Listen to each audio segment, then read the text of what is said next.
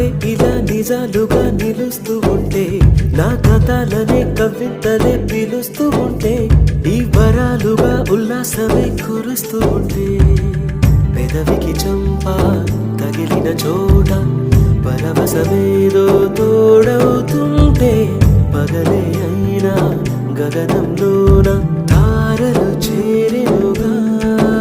నిజంగా నేనేనా ఇలా నీ జలలో ఉన్నా, ఇదంతా